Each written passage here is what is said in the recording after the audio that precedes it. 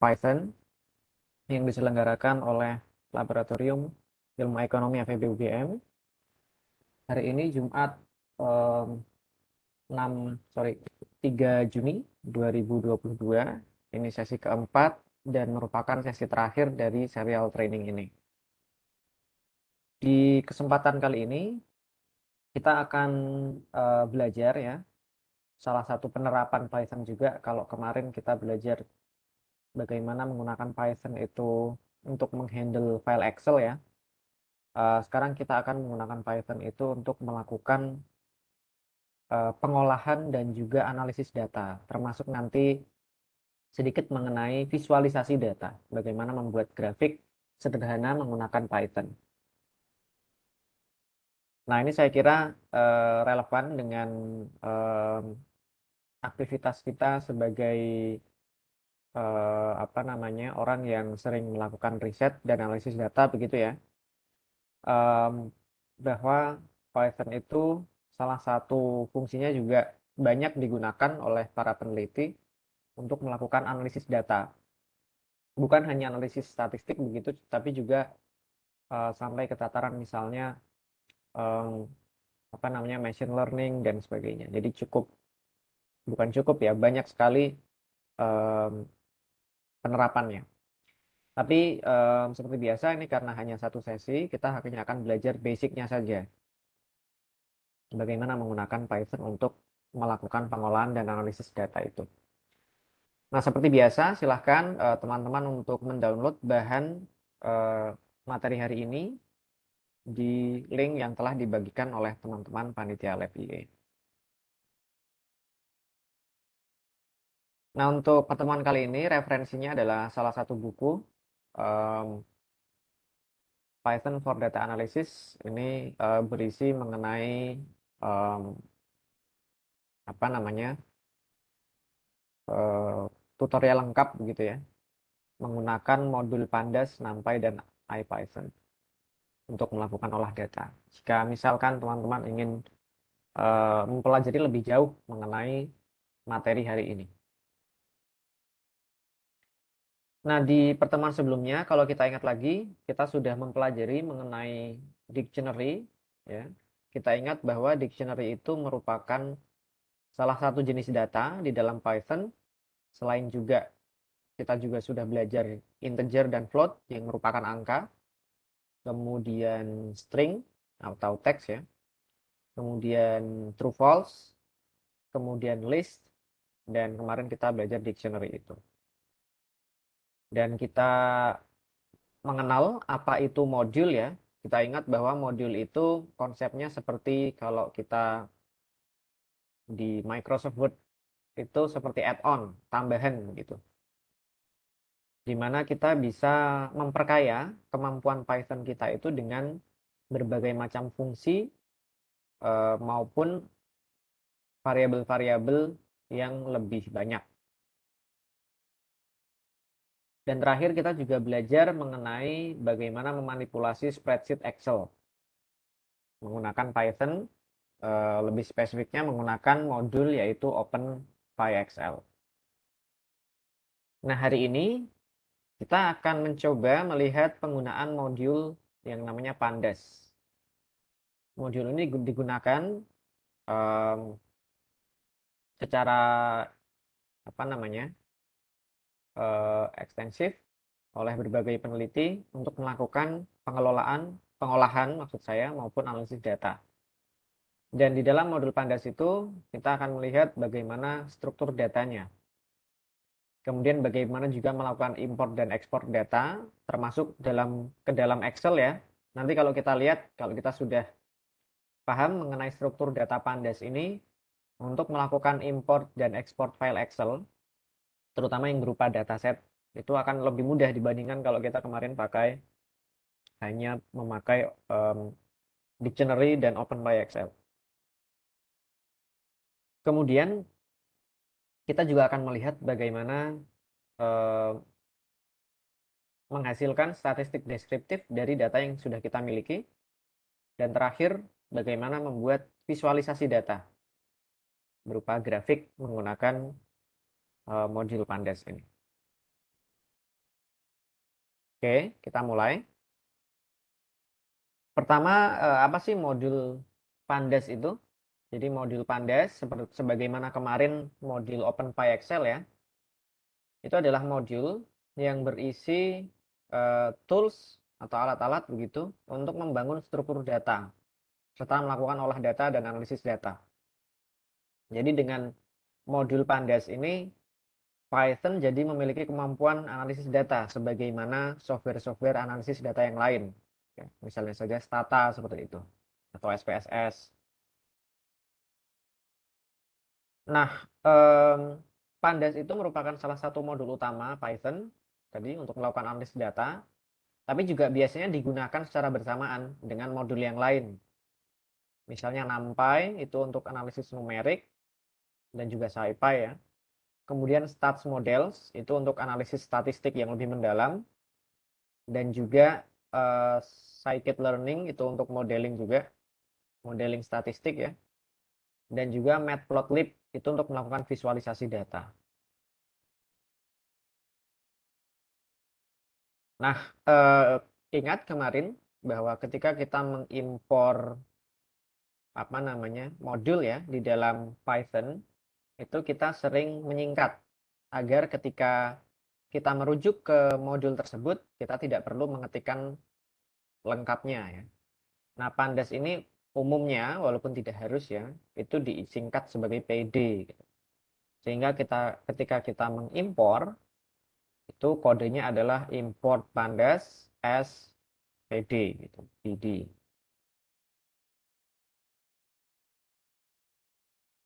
Oke, itu tadi tentang modulnya ya. Nah, kemudian sekarang kita mempelajari bahan dasar ini dari Python itu. Sorry, dari Pandas itu. Karena Pandas itu digunakan untuk mengolah data ya, kita harus paham struktur data dulu. Struktur data itu setidaknya ada dua jenis besar. Yang pertama itu adalah series, dan yang kedua adalah data frame. Nah, series itu adalah data yang kalau kita masukkan tabel begitu ya, itu hanya akan menjadi satu kolom. Misalnya di sini di gambar yang paling kiri ini adalah sebuah series yang memiliki judul kolom apples begitu ya. Yang isi datanya adalah 3201. Kemudian di sini diberi indeks 0123. Jadi datanya itu adalah ini 3201. Jadi kalau kita membayangkan ya, di dalam Excel begitu, series itu adalah satu kolom saja isinya. Nah, kemudian yang kedua adalah data frame. Kalau data frame ini adalah data yang berisi baris dan kolom. Atau di dalam dunia analisis data, kita sering menyebutnya dengan data tabuler karena berbentuk tabel begitu ya. Dia memiliki baris dan kolom, atau dengan kata lain memiliki dua dimensi, dimensi baris dan dimensi kolom.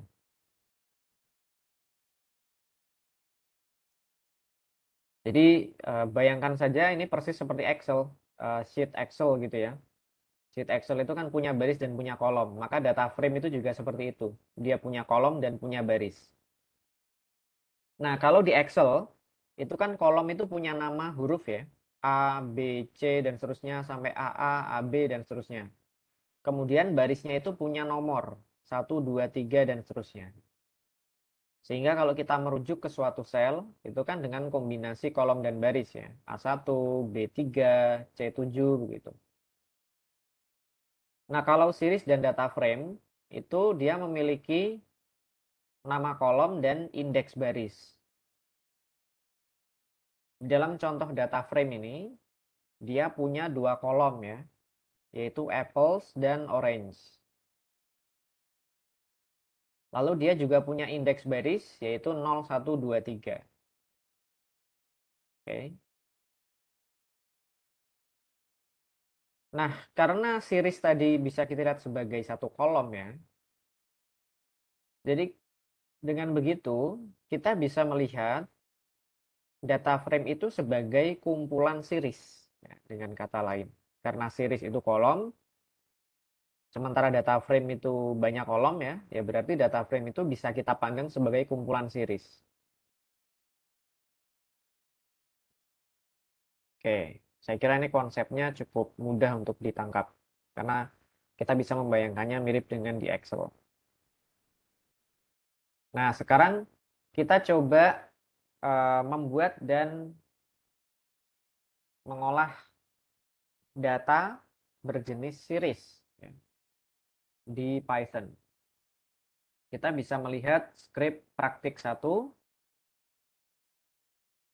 Nah, di sini em, paling atas bisa dilihat bahwa saya mengimpor modul Pandas. Seperti biasa, kalau kita menggunakan New Code Editor, itu kita bisa install kalau belum ada modul Pandas itu dengan membuka icon yang ada di pojok kanan bawah, lalu third party packages, lalu di sini kalau belum ada Pandas, bisa ditambahkan Pandas. Dan juga nanti biasanya em, Pandas ini bergantung pada modul yang lain. Seingat saya itu harus juga menginstal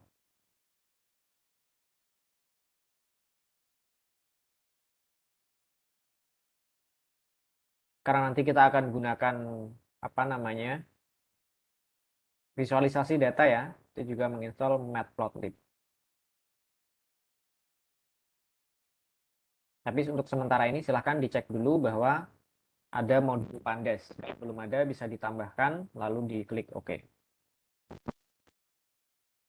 Nah, kalau sudah terinstall, seperti di pertemuan kemarin, kita menggunakan modul OpenPyXL ya. Tadi pertama kita harus mengimpor dulu modulnya. Ini import Pandas SPD.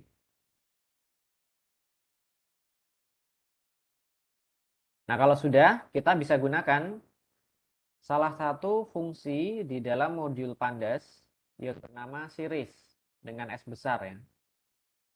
Jadi ini adalah fungsi series karena dia berasal dari modul Pandas yang sudah kita singkat sebagai PD, maka memanggil fungsinya itu dengan cara PD titik series.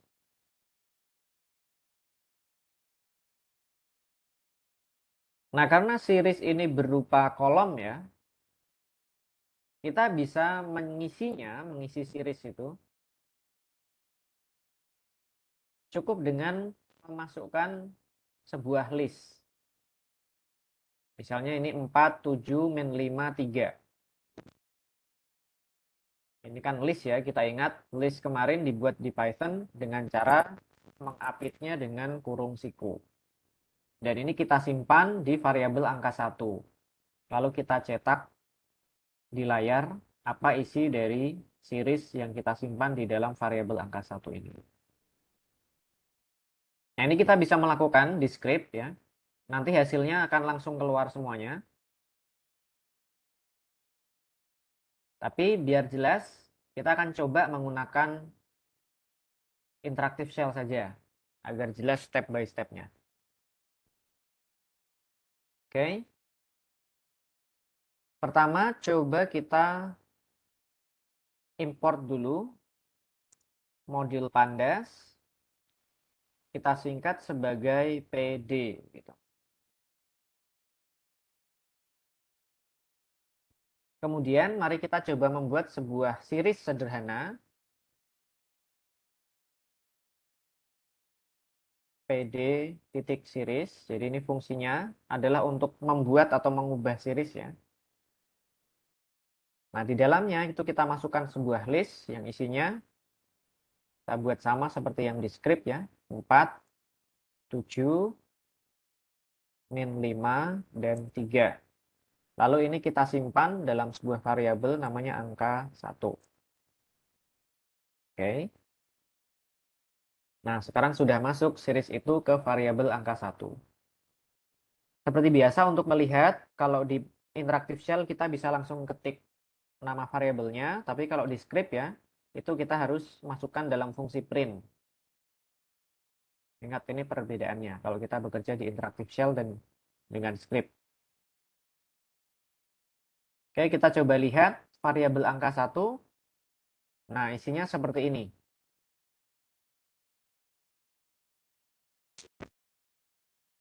Perhatikan angka-angka yang kita masukkan ke dalam list tadi, itu sekarang masuk menjadi baris-baris di dalam kolom ini. 4, 7, min 5, 3. Oke.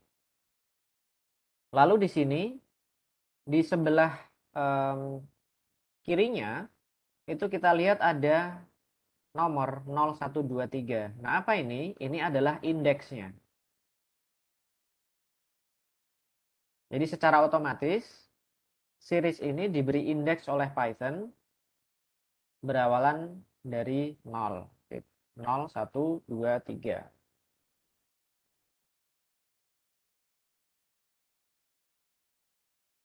Oke. Dan kemudian di sini juga ada keterangannya bahwa data type-nya itu, seriesnya itu isinya adalah integer ya, angka, bilangan bulat. Nah, ini adalah contoh series ya. Dia hanya satu kolom dan dia pasti memiliki indeks. Walaupun nama kolomnya itu belum tentu ada. Di sini kan tidak ada nama kolomnya. Tapi yang pasti harus ada indeksnya. Nah, pertanyaannya, kalau dalam data type list ya kemarin, itu kan indeksnya tidak bisa kita otak-atik ya. Pasti 0, 1, 2, 3, dan seterusnya. Kalau di dalam series, itu kita bisa mengubah. Kita bisa memberi indeks yang berbeda. Jadi, misalnya tadi, kita ketik seperti yang di atas ya. Kita membuat sebuah series yang diisi angka ini, 47, min 5, 3. Tapi kita ingin memberi indeksnya itu bukan 0, 1, 2, 3, dan seterusnya. Tapi sesuai keinginan kita. Nah, kita bisa spesifikasikan dengan keyword argumen index. Lalu kita isi dengan sebuah list, yaitu nama-nama indeksnya. Nah, ini kita coba kalau indeksnya itu bukan pakai huruf, tetapi bukan pakai angka, tetapi pakainya huruf. Kita coba indeksnya itu huruf-huruf alfabet ya. A kecil, B kecil, dan seterusnya. C, D. Lalu kita simpannya di variabel angka 2. Kita enter, kita coba cek angka 2. Nah, sekarang kalau kita lihat, series ini indeksnya bukan lagi 0, 1, 2, 3, tetapi adalah ABCD, sesuai yang sudah kita spesifikasikan tadi. Oke.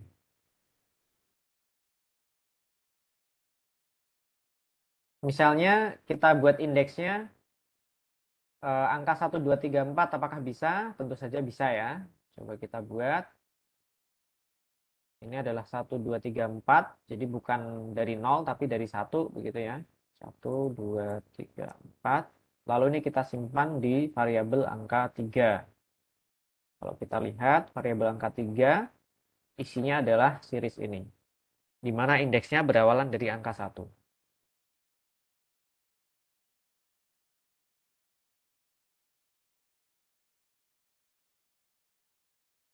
Nah, karena series itu isinya sebetulnya adalah bisa dibuat dengan menggunakan list, maka kita pun bisa menggunakan fungsi-fungsi dalam Python yang outputnya itu berupa list.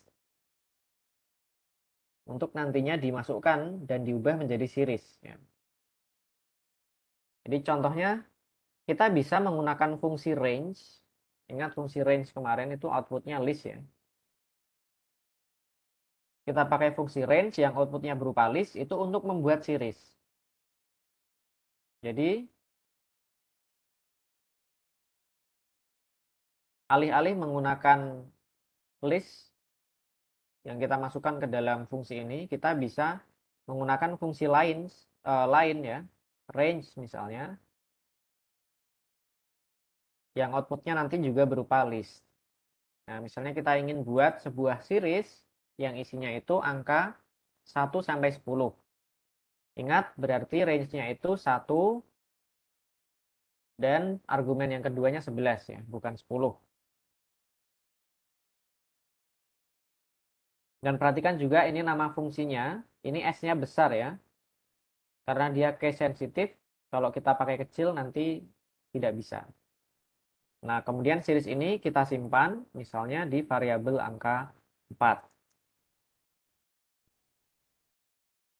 Kalau kita lihat apa isi variabel angka 4, isinya adalah 1, 2, 3, sampai 10 datanya ya.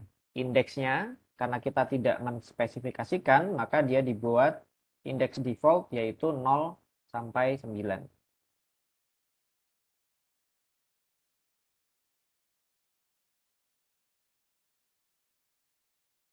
Nah, ini kalau kita lihat, datanya ini kan ditampilkan dalam jendela jendela outputnya langsung ya. Tapi kalau ini karena kita menggunakan New Code Editor yang sangat sederhana. Sementara itu banyak IDE atau code editor itu yang memang dikhususkan untuk analisis data. Sehingga nanti kita bisa melihat sebuah jendela baru yang isinya itu datanya itu berupa spreadsheet gitu ya, berupa tabel. Ini kita karena uh, kita hanya mencoba yang basic, maka tampilannya nggak terlalu bagus ya. Ditampilkannya ya hanya seperti ini, tidak dalam bentuk tabel.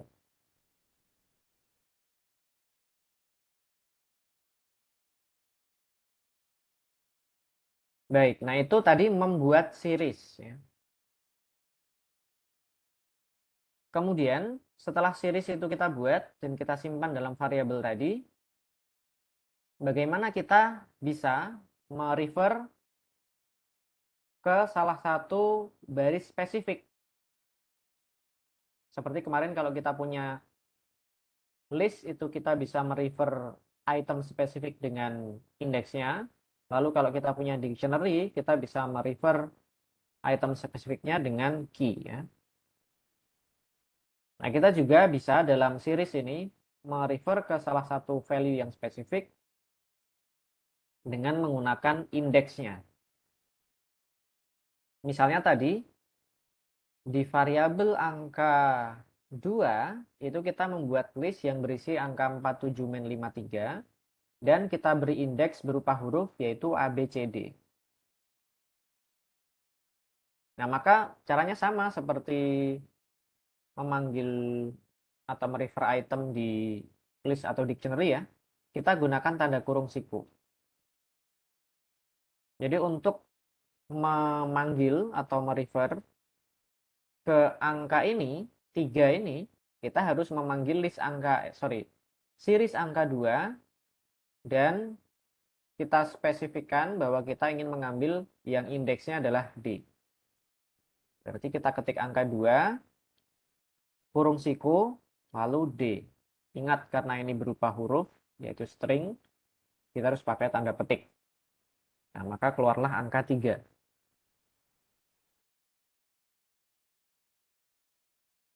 Oke.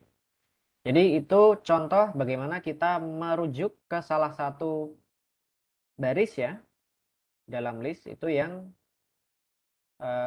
kita ingin spesifik merujuknya ke indeks yang mana. Nah, bagaimana kalau kita ingin merujuknya itu ke nilai-nilai atau baris-baris yang memenuhi syarat tertentu?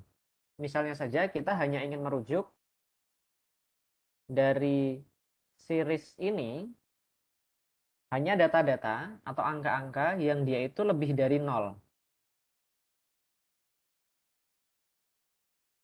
Ini min 5 ini kan kurang dari 0 ya, negatif. Berarti nanti kita hanya ingin mengambil yang positif saja. Bagaimana caranya? Nah, kita bisa masukkan ekspresi di dalam tanda kurung siku itu.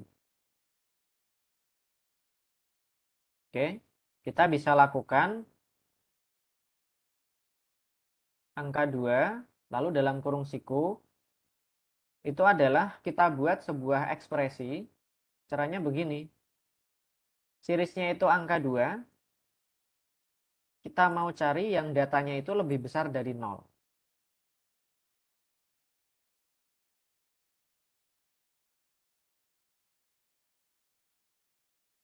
Maka akan keluar hanya data yaitu 4, 7, dan 3.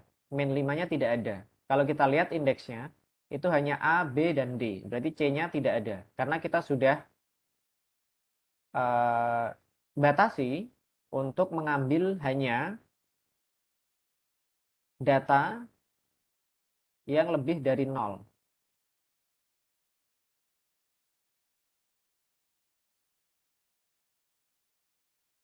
Nah, kenapa ini bisa terjadi? Mengapa ini angka 2 nama variabelnya lalu nama variabelnya lagi? Karena sebetulnya kalau kita mengetikkan ekspresi seperti ini, angka 2 lebih besar dari 0, di mana angka 2 itu isinya tadi ada 4 item ya, itu kan maka keluarnya akan berupa true false tetapi 4 kali ya, sesuai dengan masing-masing barisnya. Karena isinya tadi adalah angka 4, 7, min 3, min 5, 3, maka kalau kita beri ekspresi lebih dari 0, hasilnya adalah true, true, false, true. Lalu di sini dievaluasi, kita mengambil variabel angka 2 ini, barisnya mana saja? Ya sesuai dengan syarat ini. Baris pertama true, baris kedua true, baris ketiga false, maka tidak diambil. Baris keempat true. Seperti itu ide dasarnya.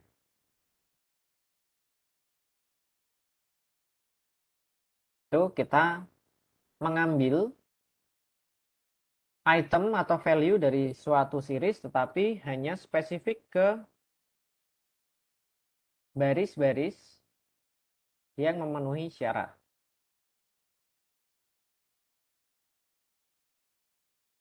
Oke. Nah, kemudian kalau kita punya dua series, lalu kita melakukan operasi dengan kedua series ini, apa yang akan terjadi? Misalnya kita punya dua series, kita tambahkan, kita punya dua kolom ya, kita tambahkan, apa yang terjadi? Maka angka-angka yang ada di series sebelah atau series pertama itu akan dijumlahkan dengan angka-angka di series kedua. Tapi bagaimana menjumlahkannya? Yaitu dengan mencocokkan indeksnya. Jadi hanya akan dilakukan operasi ketika indeksnya itu sama, persis. Oke, coba pertama kita buat dua series ya, namanya angka X dan angka Y. Ini saya copy saja. Pertama kita buat series angka X, yang isinya itu adalah datanya 1111 gitu ya. Lalu indeksnya itu A, B, C, D. Kalau kita lihat isinya 1111, tetapi indeksnya A, B, C, D. Lalu kita juga membuat angka Y. Isinya sama 1111, tetapi indeksnya di sini saya buat C, D, E, F. Sehingga kalau kita lihat, sekilas sama datanya 1111 semua, tetapi indeksnya itu bukan A, B, C, D, tetapi alih-alih C, D, E, F. Nah, apa yang terjadi kalau kita menjumlahkannya? Angka X plus angka Y. Yang terjadi adalah mereka dijumlahkan, tetapi sesuai indeksnya masing-masing. Jadi angka X dengan indeks A itu akan dijumlahkan dengan angka Y dengan indeks A dan seterusnya. Nah, bagaimana kalau indeksnya tidak ada di kedua tempat? Misalnya di sini, angka X itu ada indeks A, sementara angka Y itu startnya dari C.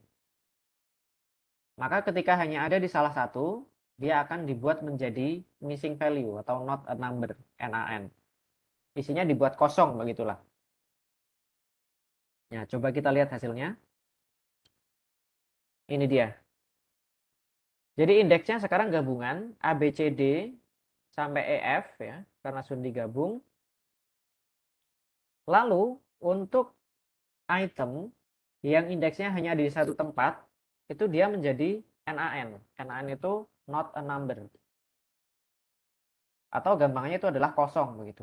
Tapi di sini kalau dalam Pandas itu untuk melambangkan angka yang kosong, bukan nol ya, tapi kosong atau missing, itu digunakan kode itu NaN. Jadi ini kosong, kosong, barulah yang indeks C ini karena ada di dua tempat, ya, ada di angka X dan ada di angka Y, maka dia dijumlahkan hasilnya 2. Begitu juga indeks D, tetapi indeks EF ini juga hanya ada di angka Y, maka dia menjadi kosong.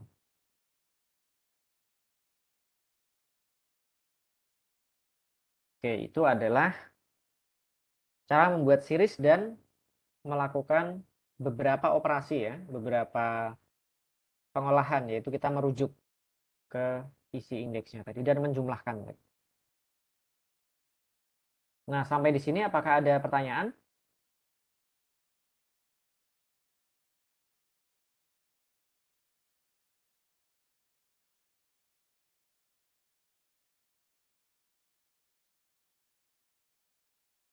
Siap. Kalau tidak ada, kita lanjut ke data frame. Ya.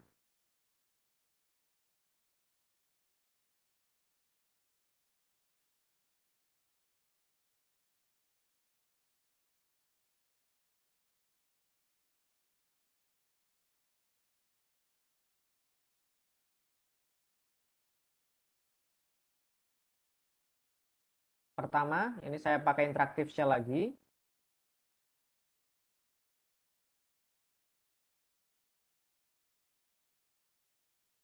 Pertama, seperti biasa kita import dulu modul Pandas. Kita singkat sebagai PD. Nah, lalu ini saya contohkan membuat data frame itu dari from scratch gitu ya. Dari nol. Walaupun dalam praktik ini hampir jarang sekali dilakukan. Tapi hanya untuk memperlihatkan konsepnya saja. Jadi kita bisa membuat data frame itu dari sebuah dictionary. Nah, tapi ada syaratnya. Ingat kemarin dictionary itu kan ada key, ada value-nya. Ya. Nah, key ini akan menjadi judul kolom, akan menjadi judul kolom ini, apples dan orange. Sementara value-nya itu harus berupa list, ya, yang akan menjadi isi dari kolom ini.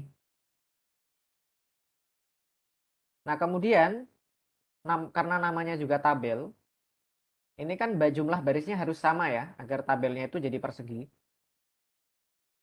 Maka list ini panjangnya juga harus sama. List dari key pertama, list dari key kedua, list dari key ketiga itu panjangnya harus sama. Jumlah isinya.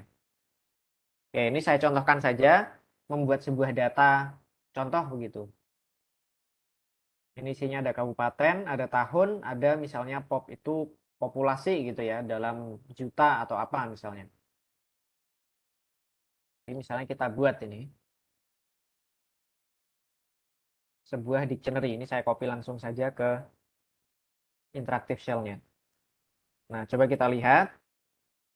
Isinya adalah dictionary seperti yang kita buat. Lalu kita ubah isi dictionary ini menjadi sebuah data frame. Maka kita bisa gunakan fungsi yang ada di modul Panda itu namanya PD. Data frame dengan D besar dan F besar. Saya ketikkan PD, ingat karena ini fungsi yang ada di dalam modul Pandas tadi yang sudah kita singkat PD. Makanya saya panggilnya harus nama lengkapnya, PD titik data frame. Kemudian isinya langsung kita masukkan si dictionary ini. Lalu kita simpan dalam sebuah variabel namanya tabel. Oke, nah jadi sekarang si data dalam dictionary ini itu sudah kita ubah menjadi data frame yang kita simpan dalam sebuah variabel baru namanya tabel. Kalau kita lihat si variabel tabel ini yang berupa data frame, nah bentuknya seperti ini. berupa tabel.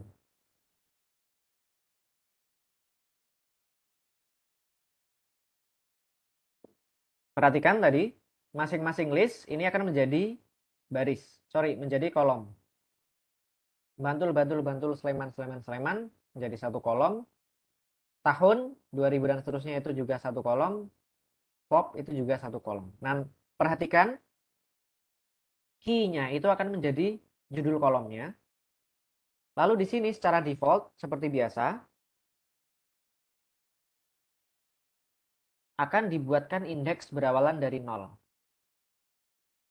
Ya.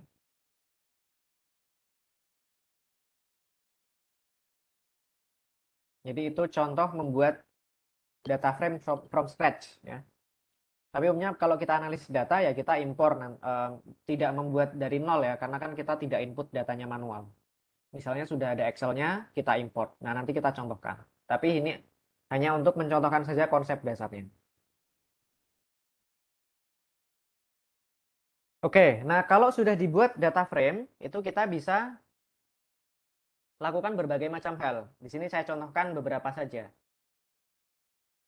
Pertama ada method ya, namanya head, kepala ya. Itu digunakan untuk melihat baris-baris awal dari data frame itu.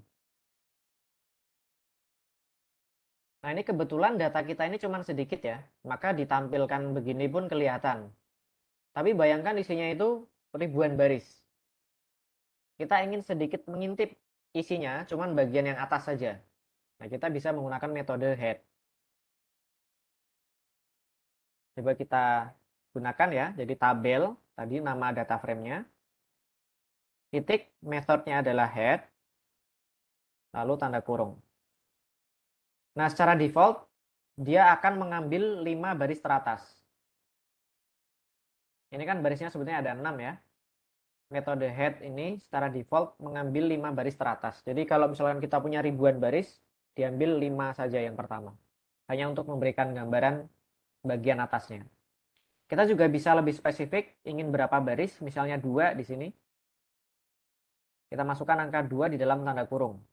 Nah, hanya untuk melihat 2 baris pertama. Itu head.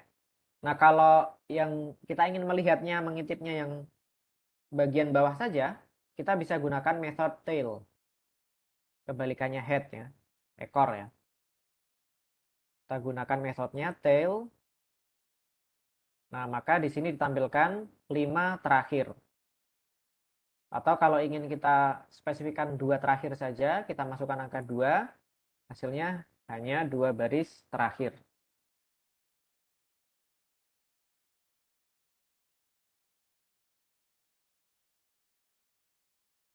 Oke, itu untuk mengintip gitu ya isi datanya sekilas. Bagian yang atas maupun bagian yang akhir-akhir.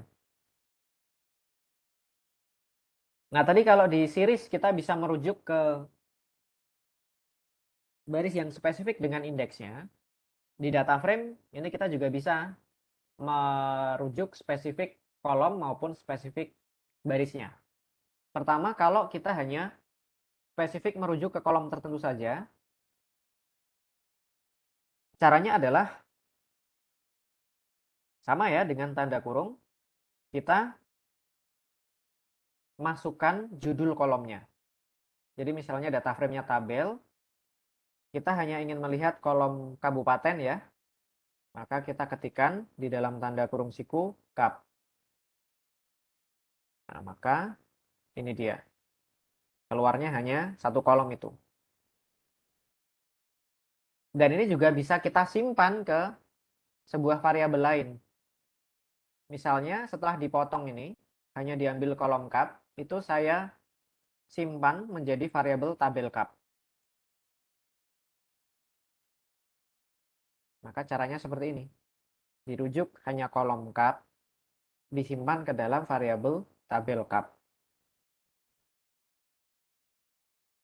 Jadi tabel kap itu isinya seperti ini.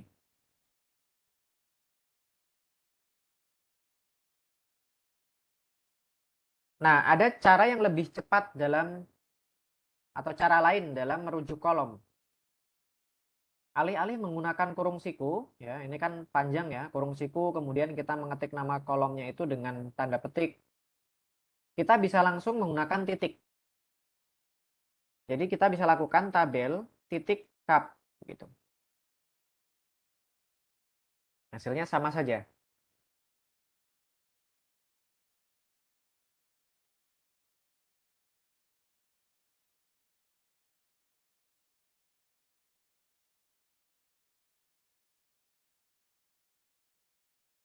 Oke.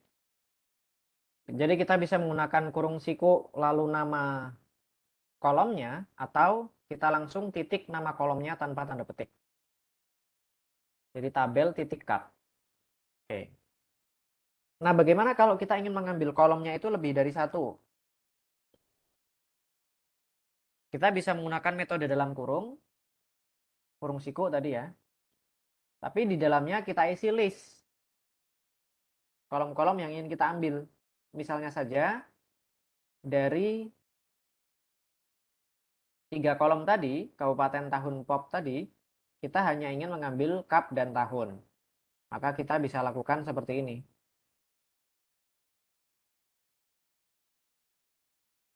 Tabel, kurung siku. Nah, lalu karena kita perlu memasukkan list itu kurung siku, berarti kurung siku lagi. Jadi ini listnya, list kolomnya, kap dan tahun. Kita masukkan ke dalamnya. Sehingga kita hanya mengambil kolom kap dan tahun.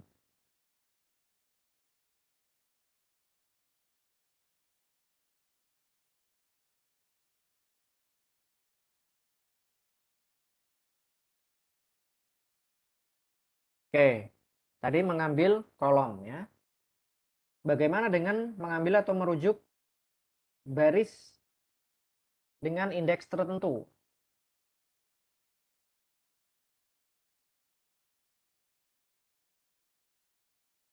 Oke.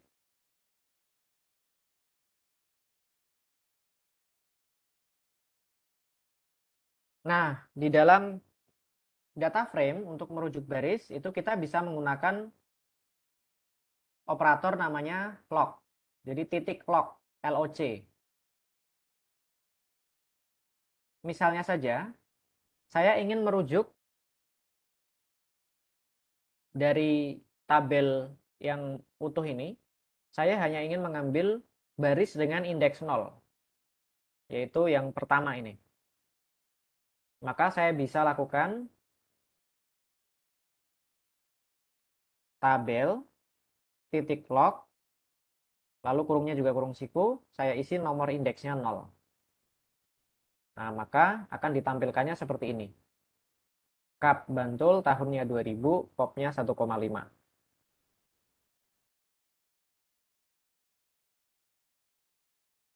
Oke. Bagaimana kalau kita ingin mengambil banyak baris ya? Kita juga bisa supply dengan list. Misalnya saya ingin ambil 0, kemudian 3, kemudian 5. Saya bisa lakukan tabel, titik log, kurung siku, lalu diberi list. 1, 3, 5. Nah, maka keluarnya hanya yang berindeks 135. Jadi isinya ini menyesuaikan dengan nama indeksnya. Kalau ternyata indeksnya itu dengan huruf, ya ini isinya juga dengan huruf, bukan angka. Menyesuaikan nama indeksnya yang ada di data frame itu. Atau kita bisa ingin mengambil range tertentu. Kita juga bisa gunakan fungsi range di dalamnya. Jadi tabel, log, misalnya kita ingin ambil dia hanya dari indeks 2 sampai 4 saja yang ini. Maka kita bisa ketikkan dalam fungsi range 2,5 ya.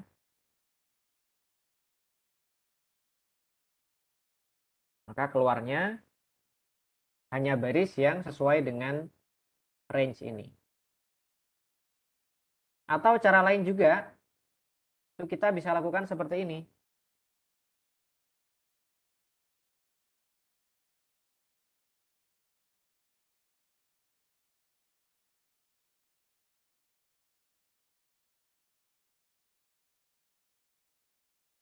Oke.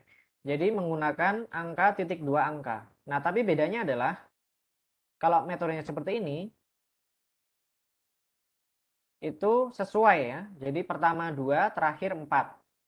Kalau menggunakan fungsi range itu kan angka yang kedua itu adalah yang terakhir ditambah 1 ya, agak membingungkan. Nah, ini bisa lebih mudah. Kita hanya seleksi baris 2 sampai 4, maka 2.4 seperti ini bisa. 2, 3, 4 yang diambil.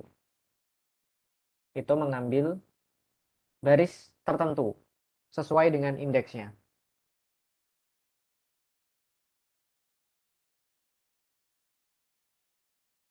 Nah, gimana kalau seperti series tadi, kita mengambil baris tertentu yang hanya memenuhi syarat tertentu saja. Saya tampilkan lagi tabelnya, data frame-nya. Misalkan kita hanya ingin mengambil baris yang tahunnya itu lebih dari 2000. Jadi yang 2001 dan 2001, 2002 ke atas. Kita tidak ingin yang tahun 2000 ke bawah. Nah, caranya adalah mirip seperti tadi. Seperti yang di series ya. Tapi sekarang kita pakai log ya. Nah, di sini adalah kita isi dengan ekspresinya. Syaratnya itu kan berupa tahunnya ini ya. Berarti kita rujuk dulu kolomnya ini. Tabel titik tahun ya. Kita bisa lakukan juga seperti ini. Contoh yang di script yang pakai kurung siku. Atau pakai yang langsung titik saja juga bisa. Nah, ini saya beri syarat lebih dari 2000.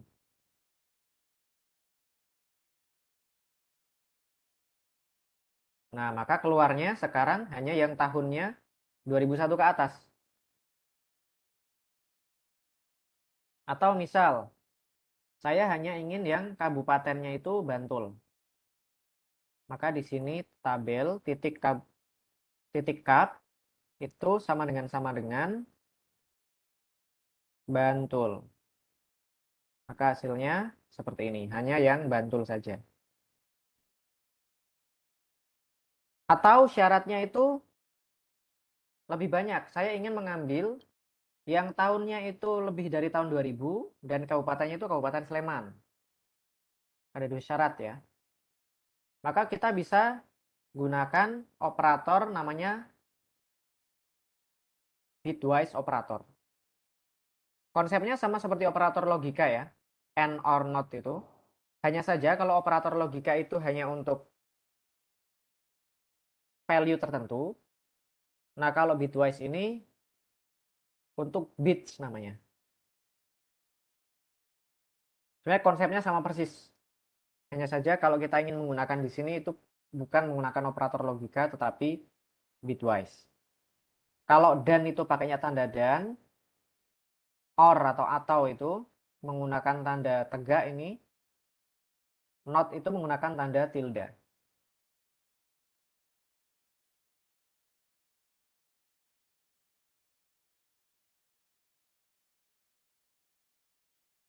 Oke, coba kita lakukan ya. Kita ingin mengambil dari data frame itu hanya yang tahunnya lebih dari 2000 dan kabupatennya itu Sleman. Maka kita bisa lakukan seperti ini.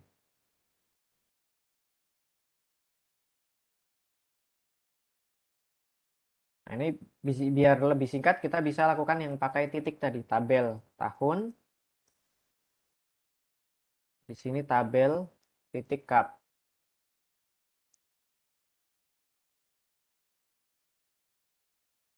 Nah, maka munculnya hanya Kabupaten Sleman tahunnya lebih dari tahun 2000.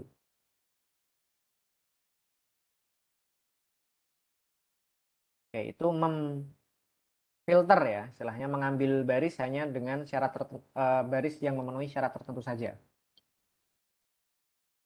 Kita juga bisa menambahkan kolom baru. Contohnya saya ingin tambah kolom negara, di mana isinya itu semua Indonesia gitu ya. Saya bisa lakukan seperti ini. Tabel, lalu kolomnya negara, itu isinya adalah Indonesia. Oke, kalau kita lihat lagi si tabelnya sekarang muncul kolom negara, isinya Indonesia semua. Atau saya ingin membuat tabel berupa populasi ini dikalikan 2. Saya juga bisa lakukan dengan menggunakan operasi perkalian. Tabel, misalnya variabel baru atau kolom barunya itu 2 pop, itu sama dengan tabel pop, atau ini juga bisa titik tadi ya, saya contohkan, dikalikan 2.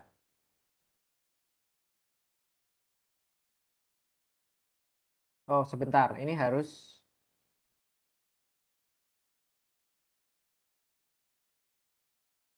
oke.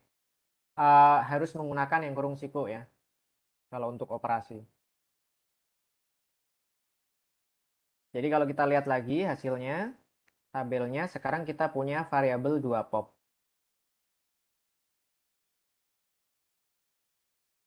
Yang isinya adalah 2 kali pop tadi. Itu menambah kolom baru dari hasil operasi atau dengan value tertentu. Kita juga bisa, kita punya sebuah series ya, alias sebuah kolom, kita gabungkan ke dalam data frame. Misalnya,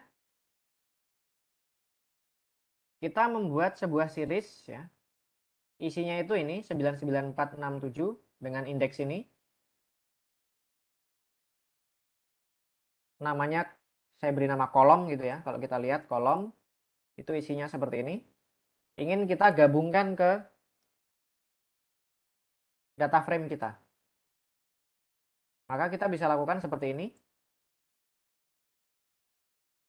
Data frame-nya tabel, lalu kolom barunya namanya apa? Misalnya angka begitu ya. Kita isi dengan series kolom ini. Tadi seriesnya kita simpan dalam variabel namanya kolom ya. Kita bisa gabungkan seperti ini. Kalau kita lihat tabel isinya, nah kita lihat. Ini ada 2 NaN, 2 yang kosong. Kenapa? Lagi-lagi karena menggabungkan itu dasarnya adalah indeks. Ini indeksnya ini berawalan dari 0 ya, 0, 1, 2, 3, 4, 5. Padahal tadi series kita itu indeksnya dari 2, 2, 3, 4, 5, 6. Maka yang 0 dan 1 ini nggak ada temennya ya. Maka akan menjadi kosong.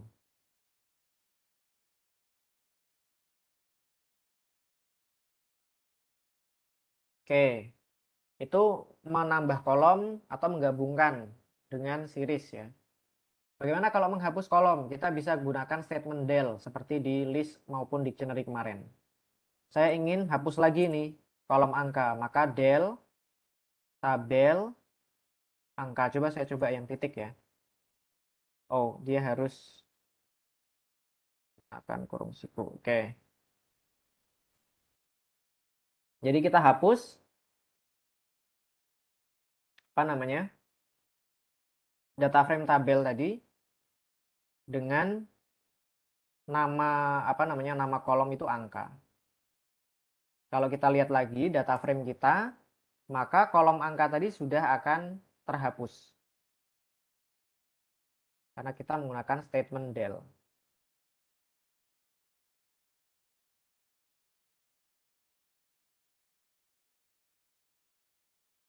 Oke, beberapa lagi ya, coba kita lihat. Kita bisa juga mengurutkan baris berdasarkan indeksnya.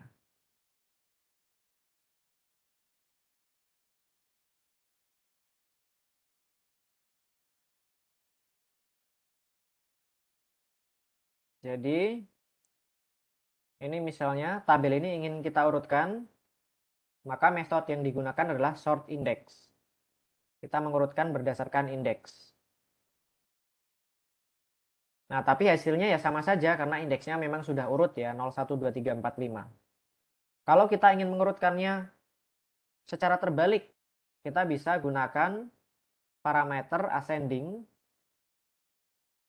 yang defaultnya berupa true, ini kita ubah jadi false. Nah, maka sekarang dibalik.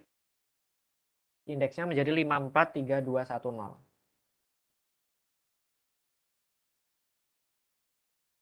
Itu tadi mengurutkan baris berdasarkan indeks. Nah, gimana kalau kita mengurutkan baris itu berdasarkan tahunnya?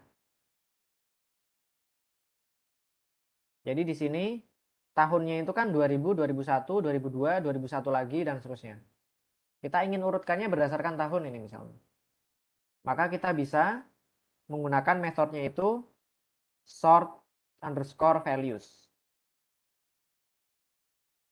Lalu parameternya by, lalu nama kolomnya yang digunakan sebagai dasar untuk mengurutkan, yaitu tahun. Nah, sekarang diurutkan 2000, 2001, 2001, 2002, lalu baru 2003. Kalau mengurutkannya itu beberapa step, lebih dari satu kolom yang sebagai dasarnya, kita bisa mengisinya dengan list. Misalnya urutkan dulu berdasarkan tahun, lalu baru berdasarkan populasi. Maka kita masukkannya di dalam tanda kurung ini, dalam metode ini adalah sebuah list. Nah, kita lihat. Sekarang kalau tadi ya, yang hanya tahun saja dasar pengurutannya, itu kan di tahun 2001 atau 2002 saya, ini lebih kelihatan. Populasinya 3,6, lalu 2,9. Nah, kalau kita urutkan berdasarkan tahun lalu populasi, maka 2,9 dulu, baru 3,6. Itu mengurutkan berdasarkan isi kolom.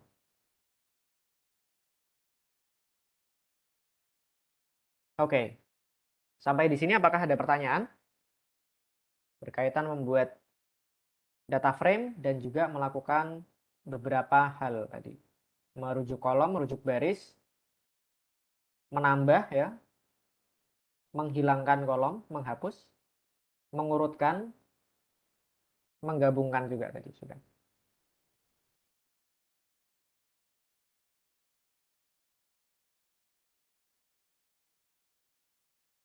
Oke.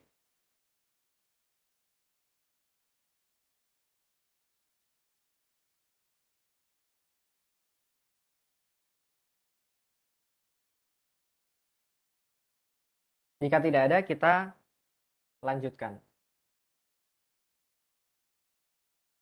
Nah, modul Pandas ini menyediakan berbagai fungsi untuk mengimpor dataset dari berbagai format. Tadi kita contohkan membuat data frame-nya itu kan benar-benar dari data mentah ya, dari dictionary kita membuat sendiri. Dalam praktik itu sangat jarang kasusnya seperti itu. Kita menginput sendiri. Dalam kenyataan ketika kita mengolah data itu kan biasanya datanya sudah ada dari Excel atau dari CSV, lalu baru kita import. Nah, di sini saya akan contohkan mengimpor data dari format CSV dan dari format Excel ke dalam data frame tadi. Dan juga nanti kita bisa mengekspor ya. Selain mengimpor, kita juga bisa mengekspor ke CSV dan Excel. Nah, kalau kita bekerjanya itu dengan dataset,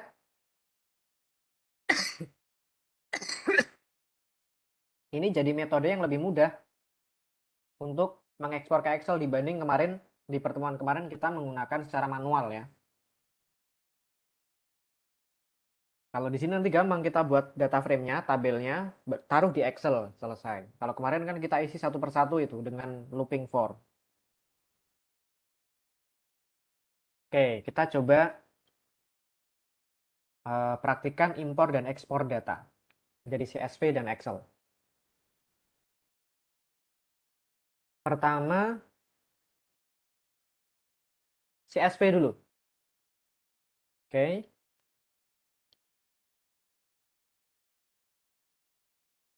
Sama kita akan menggunakan interactive shell agar lebih jelas step-stepnya. Pertama, import modulnya Pandas sebagai disingkat sebagai PD ya. Nah, sekarang kita ingin coba impor. Di sini dataset contohnya itu x1.csv. Kita lihat dulu sisinya seperti apa.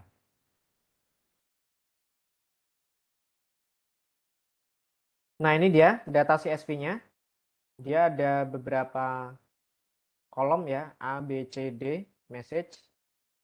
Lalu isinya adalah ini 1, 2, 3 dan seterusnya.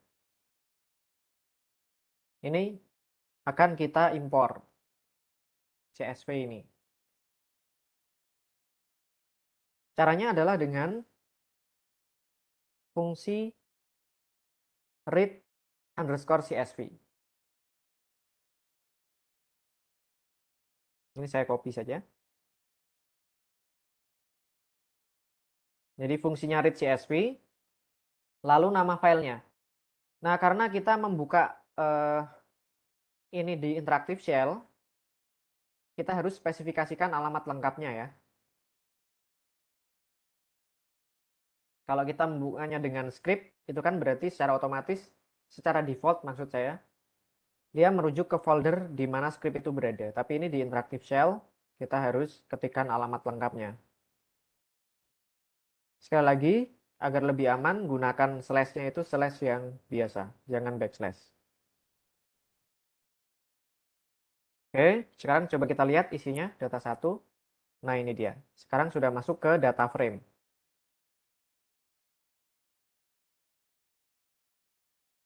Variabel data 1 yang berupa data frame tadi. Nah, perhatikan di sini. Secara default, baris pertama itu adalah sebenarnya ini CSV ya. CSV itu kalau kita buka mentahnya, ini karena pakai Excel jadi lebih bagus, lebih mudah dilihat.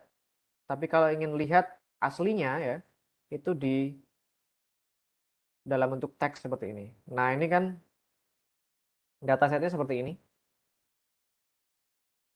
Baris pertama itu secara default akan digunakan sebagai nama kolom A, B, C, D, dan message ini. Jadi ini menjadi nama kolom. Lalu secara default, dia juga akan diberi indeks dari 0. Berawalan dari 0, 0, 1, 2. Jadi ceritanya CSV ini kita sebut ada headernya ya. Ada kepalanya di sini. Ada judul kolomnya. Bagaimana kalau tanpa header? Misalnya data X2.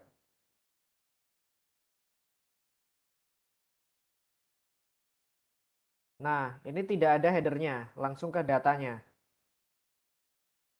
Maka kita bisa masukkan parameternya. Parameter header itu kita buat menjadi none. Ya.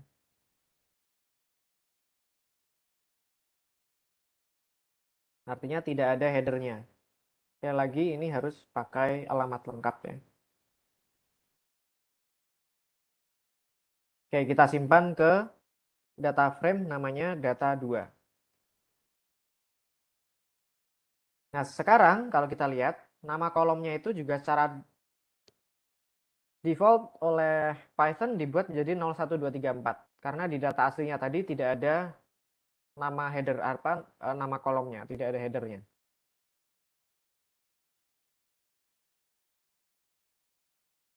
Nah, secara default tadi kan indeksnya itu dimulai dari 0 dan seterusnya ya, secara default. Tapi bagaimana kalau kita ingin membuat salah satu kolom itu sebagai indeksnya? Maka kita bisa spesifikasikan di parameter index underscore call, lalu nama kolomnya.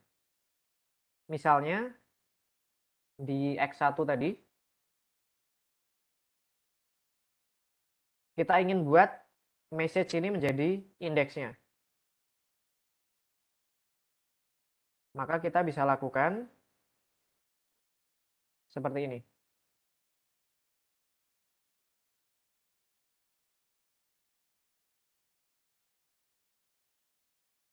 Oke, index call-nya disetting menjadi kolom message. Ini saya simpan di variabel data 3. Kalau kita lihat, nah sekarang ini menjadi indeksnya.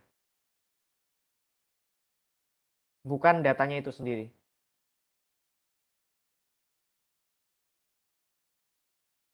Nah, kemudian ya di data itu kan kadang, bukan kadang ya, seringnya mempunyai missing value ya, nilai yang kosong. Dan kadang itu dikode. Contohnya saja, misalnya di sini saya beri contoh, missing value itu di kodenya itu dengan kode NA, not available gitu misalnya. Kita bisa beritahu Python bahwa NA itu sebetulnya menunjukkan missing value atau nilai yang kosong. Sehingga nanti di Python atau di data frame akan disimpan sebagai NaN tadi ya, not a number. Caranya dengan menspesifikasikan parameter yaitu NA values. Tapi di sini harus dalam bentuk list ya. Makanya saya beri tanda kurung. Jadi NA values-nya ini karena hanya ada satu kode yaitu NA, maka saya masukkan seperti ini. Agar si Python tahu bahwa di dalam data CSV-nya itu NA itu bukan data, tapi adalah kode untuk missing value. Saya simpan di data 4. Kalau saya lihat sekarang, nah, dia menjadi NaN. Ingat, karena di dalam Python, missing value itu dikodenya dengan NaN. Dan juga di sini, sebentar.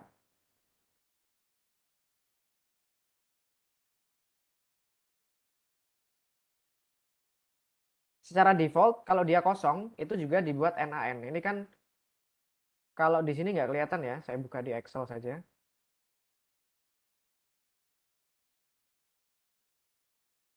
Nah, ini kan kosong ya. Kolom C, baris kedua, itu kosong. Maka di sini, di data frame, dia juga menjadi NaN. Kalau memang kosong, secara otomatis akan diubah jadi NaN. Oke, itu mengimpor. Bagaimana dengan mengekspor? Kalau mengekspor, bukan read CSV, tapi adalah fungsinya to CSV. Oke, misalnya, yang data 3 tadi, data 3 yang ini akan kita ekspor ke CSV. Maka kita gunakannya itu method ya, bukan function. Jadi data 3 dulu kita ketik, to CSV, dalam kurung, nah baru alamatnya, ini saya buat lengkap. Oke, misalnya saya namai X1 new. Nah, kalau kita lihat sekarang di sini akan muncul CSV baru, data baru. Nah, yang isinya tadi itu.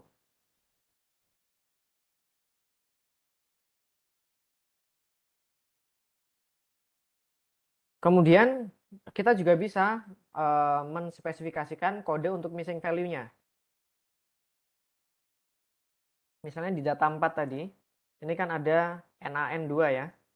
Tapi kita ingin nyimpennya itu kita buat tanda strip saja sebagai kode untuk missing value. Maka kita bisa lakukan seperti ini.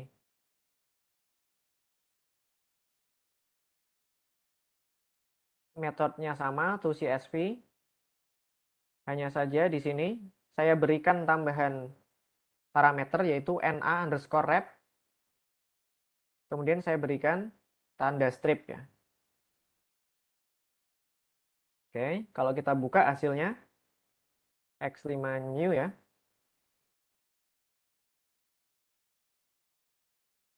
Ini sekarang missing value-nya menjadi strip. Oke. Kemudian misalnya kita ingin ekspor tapi hanya kolom tertentu. Metodenya sama ya, to CSV. Itu tinggal kita spesifikasikan di parameter columns. Lalu apa namanya? Kita masukkan list yang berisi nama-nama kolomnya. Lalu misalnya kita di sini juga ingin agar tidak usah indeksnya itu tidak usah diekspor. Maka indeksnya kita bisa set menjadi false. Oke, kita coba.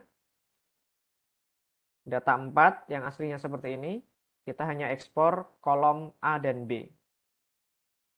Hasilnya adalah seperti ini. kolom A dan B saja. Oke, ini adalah impor dan ekspor file CSV. Nah, bagaimana dengan impor dan ekspor file Excel? Ya. Berikutnya kita coba impor dan ekspor file Excel. Nah, untuk Excel ini kita juga memerlukan modul OpenPyXL seperti di pertemuan kemarin ya. Jadi kita harus import itu. Saya akan langsung saja jalankan script ini. Coba kita perhatikan. Pertama kita impor modul Pandas. Kita singkat menjadi PD gitu ya. Import OpenPyXL. Lalu di sini pertama contohnya mengimpor data dari Excel. Excelnya Excel 1, X1.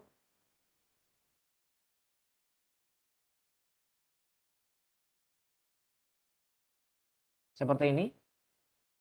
Ada ABCD message, lalu ada 012.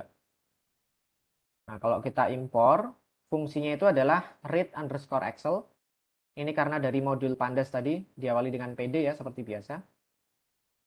Kita masukkan ke variabel namanya data, lalu kita cetak.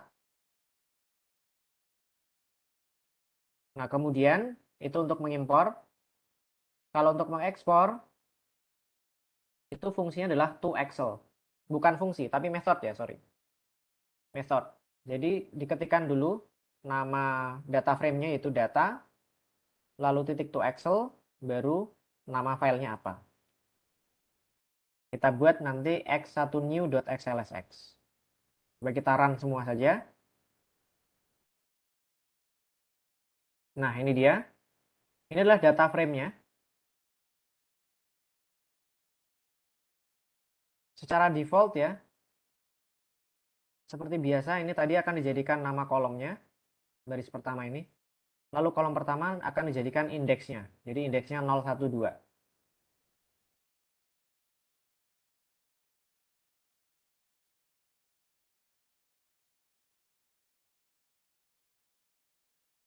Oke. Nah, itu impor dan ekspor CSV maupun Excel. Sampai di sini apakah ada pertanyaan? Silakan.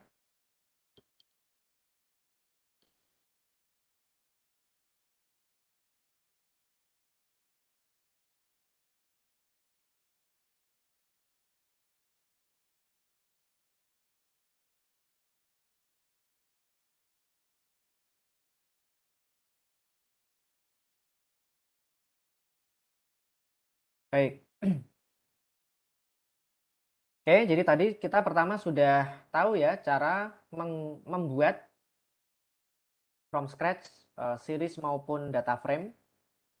Kemudian kita juga sudah melihat bagaimana melakukan pengolahan kalau kita hanya ingin merefer ke kolom tertentu atau baris tertentu, menambah kolom, menghapus kolom, mengurutkan kolom juga. Kemudian cara mengimpor dan ekspor data ke format lain.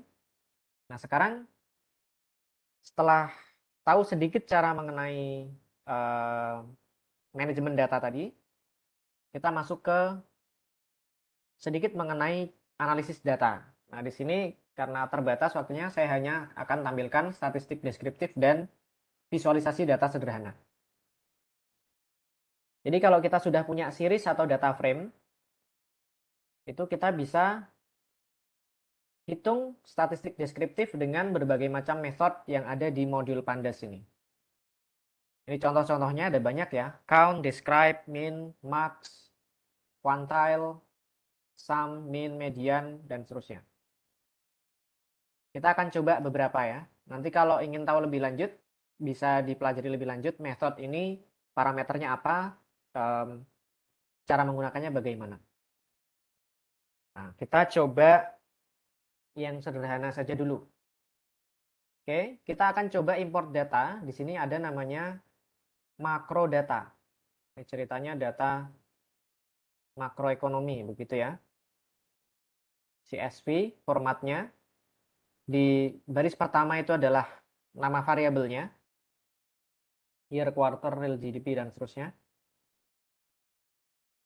Lalu kita punya banyak tahun ya di sini. Tahun 1959 sampai 2009. Di mana datanya ini data kuartalan, quarter. Jadi satu baris itu isi 3 bulan ya, quarter, triwulan. Oke, kita coba import dulu ya. Saya akan pakai ini saja, interactive shell. Pertama, kita import modulnya, pandas spd. Sekarang kita import datanya. Tadi kita gunakan read CSV. Saya ketikkan alamatnya lengkap dulu.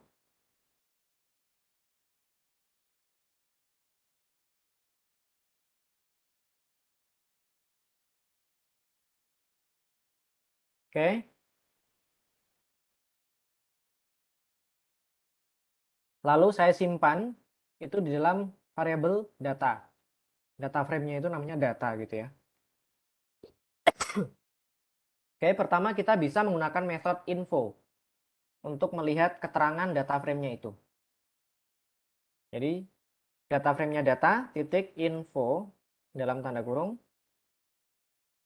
Nah, kita bisa melihat variabel-variabelnya atau kolom-kolomnya ya. Ada year, ada quarter, dan seterusnya. Sesuai dengan yang ada di sini tadi.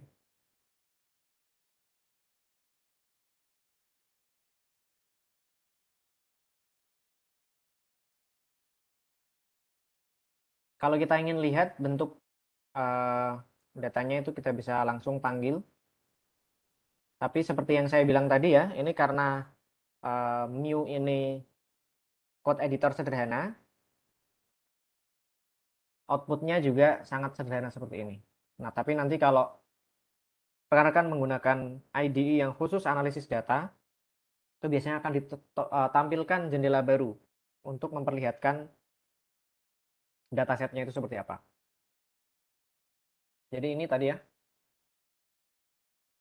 year, quarter, real GDP, dan seterusnya. Ini dipotong karena ada banyak kolom ya, CPI, M1, table rate, dan seterusnya. Nah, misalnya kita hanya ingin melihat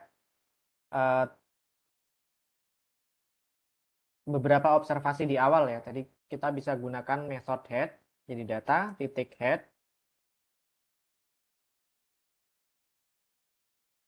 Ini 5 observasi pertama.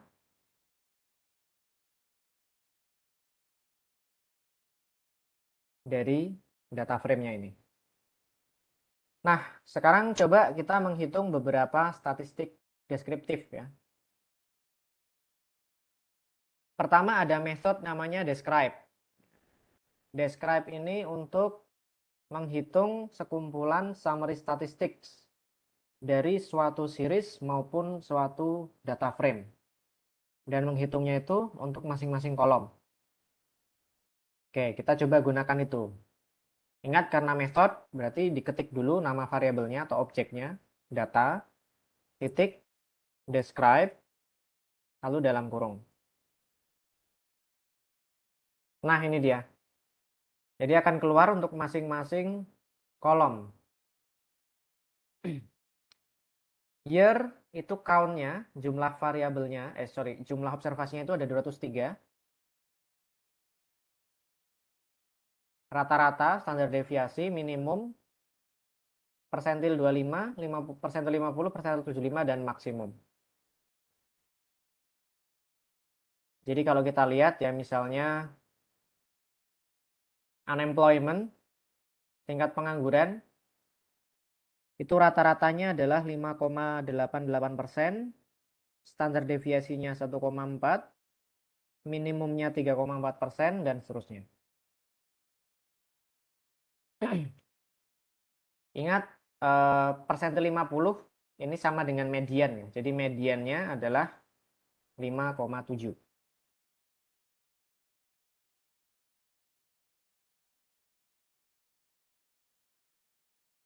Kemudian, nah, gimana kalau kita ingin yang dicari summary statistiknya ini tidak semua kolom, hanya kolom tertentu. Maka kita bisa rujuk ke kolom tertentu saja dengan menggunakan metode yang tadi sudah kita pelajari. Jadi objeknya data, lalu kita beri tanda kurung siku ya. Karena kolomnya lebih dari satu, misalnya yang ingin kita seleksi, itu kita buat list yang isinya nama-nama kolomnya. Real GDP dan CPI. Kita hanya ingin melihat GDP real dan juga consumer price index-nya. Maka caranya seperti ini. Describe. Nah, maka yang dihitung hanya untuk dua kolom itu.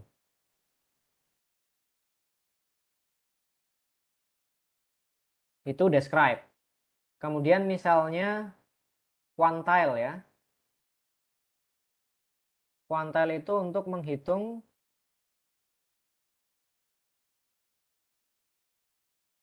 sampel quantile. Coba kita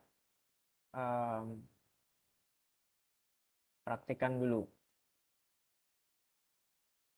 Misalnya kita ingin menghitung ini hanya untuk variabel atau kolom real GDP.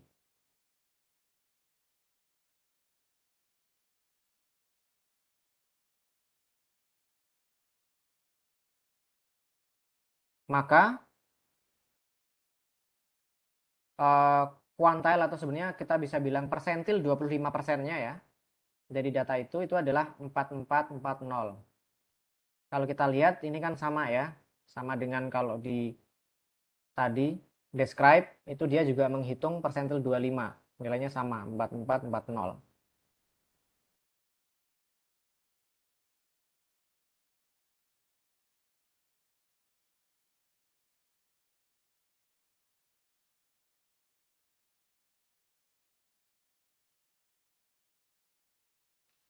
Baik, nah sekarang kita coba lagi. Misalnya kita ingin melakukan di sini ada lebih banyak lagi ya metodenya untuk menghitung statistik deskriptif.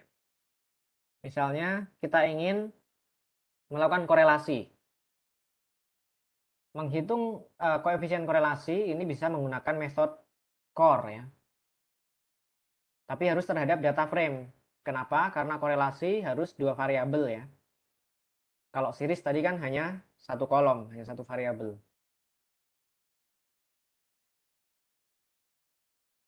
Nah,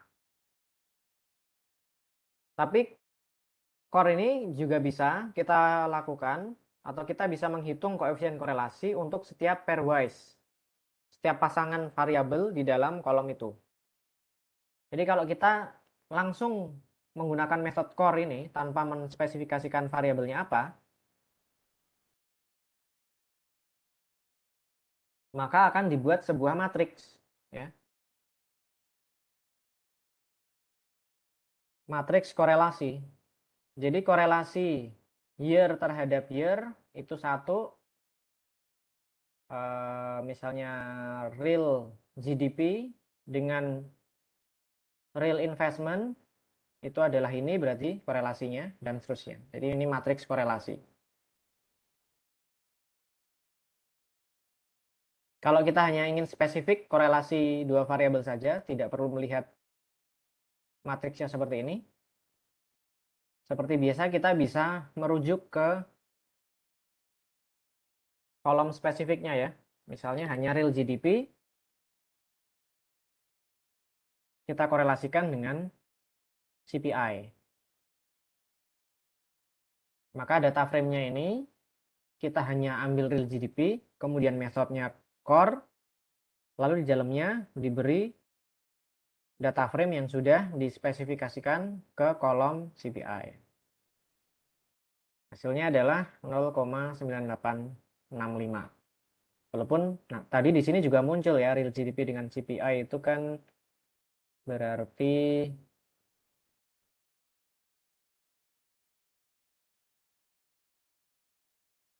ini ya real GDP dengan CPI.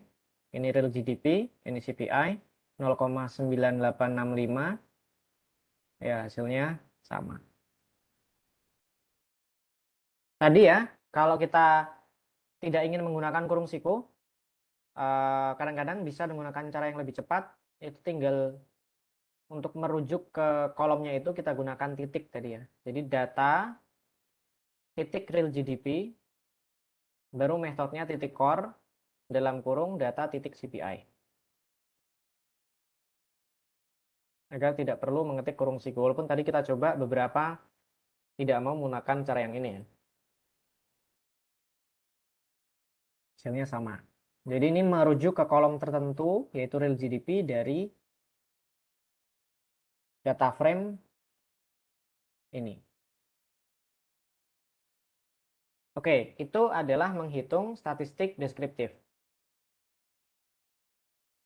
Dan juga korelasi tadi.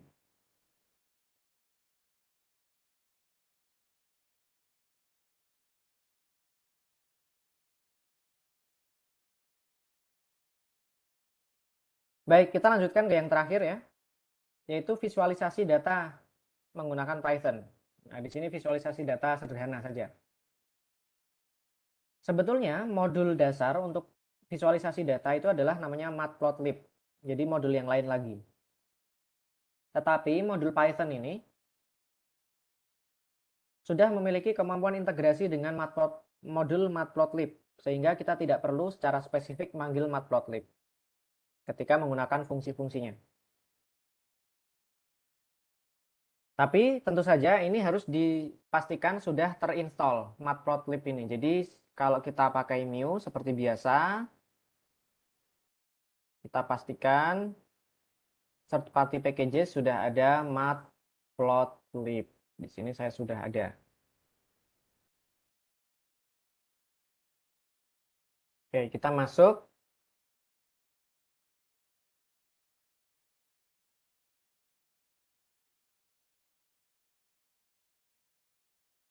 ke praktik 6.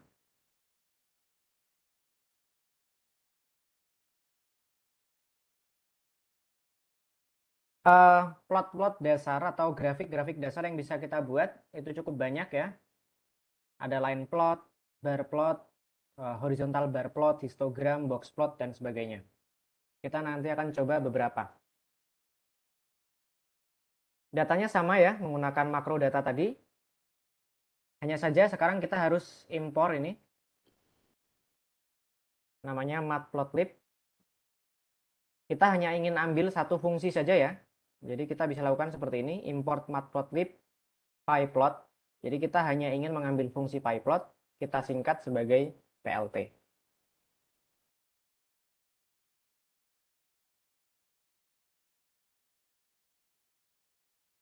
Oke, ini sudah kita import, tidak usah kita lakukan lagi. Dan kita tadi sudah juga melihat isi datanya. Sekarang coba kita lakukan.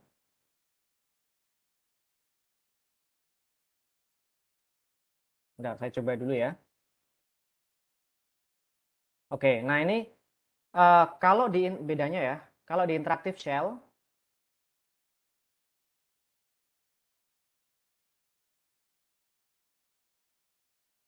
plot atau grafik ini bisa langsung muncul.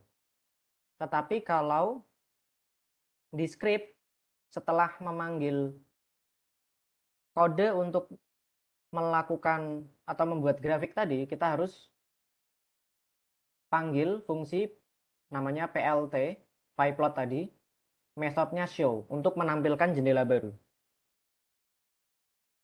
Kita coba dulu ya. Ini tadi kita menggunakan interactive shell, saya perlihatkan lagi. Saya ingin membuat histogram dari kolom real GDP. Jadi data frame-nya adalah data, kolomnya adalah real GDP. Ini tadi juga bisa menggunakan kurung siku ya. Yang lebih singkat langsung menggunakan titik seperti ini. Lalu saya panggil method namanya plot. Nah, karena saya ingin membuat histogram, maka parameternya di sini kind-nya itu adalah hist untuk histogram. Maka di sini kalau menggunakan interactive shell langsung keluar histogramnya. Dan kita bisa copy gambarnya.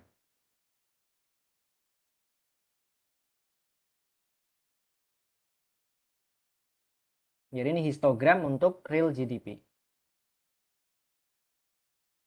Kalau kita menggunakan script ya, maka kita harus panggil lagi fungsi setelah membuat grafiknya itu fungsi PLT show. Ini mirip seperti kalau kita menggunakan script, itu kan kalau menampilkan sebuah objek atau value harus di print dulu. Nah, ini kalau grafik harus dipanggil PLT showing. PLT itu tadi kan singkatan untuk ini ya sebetulnya, fungsi pyplot tadi.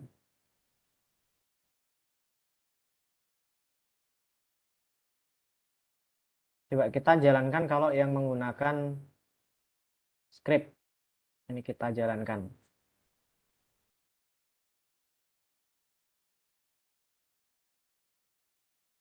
Nah, maka nanti akan muncul jendela baru seperti ini. Oke. Pertama kita membuat histogram ya. Kemudian yang kedua, kita histogramnya itu ingin kita beri judul. Nah, kita bisa memberi parameter title. Judulnya real GDP misalnya. Maka kita gunakan kodenya seperti ini, lalu kita panggil lagi show ini, method show. Sorry, fungsi show ini untuk menampilkan jendela tadi. Ini karena tadi scriptnya ini, kalau berjalan itu menunggu kita untuk menutup. Jadi ya, ini kan ketika saya jalankan tadi, pertama menggambar histogram ya, yang ini. Kemudian menampilkan, lalu muncul jendela. Nah ini kalau jendelanya belum ditutup, dia tidak akan lanjut ke kode yang berikutnya ini. Maka ini kalau kita tutup, berarti nanti akan membuat histogram yang diberi judul real GDP. Oke, kita tutup. Nah, sekarang muncul histogram yang judulnya real GDP. Ini juga bisa kita save gitu ya ke folder kita.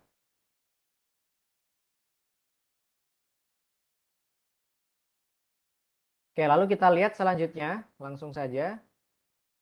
Di sini membuat namanya scatter plot ya, atau bahasa Indonesianya itu diagram tebar ya. Sama tadi ya data frame-nya, tapi langsung kita panggil fungsi plot atau method plot, sorry.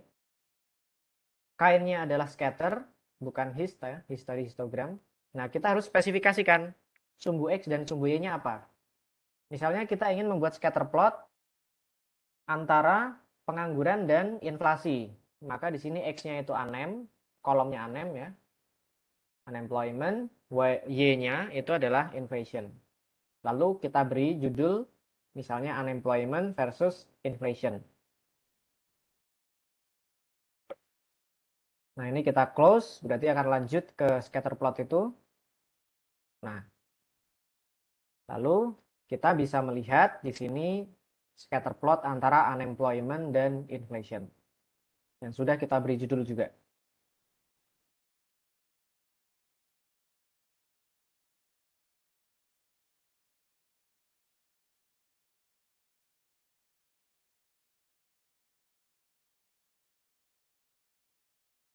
Oke. Selanjutnya misalnya kita ingin membuat box plot. Maka kita harus panggil data frame-nya data, kolomnya unemployment, misalnya yang kita ingin buat box plotnya itu variabel unemployment ya. Kita panggil metodenya plot, jenisnya, kainnya itu adalah box, lalu misalnya kita beri title unemployment.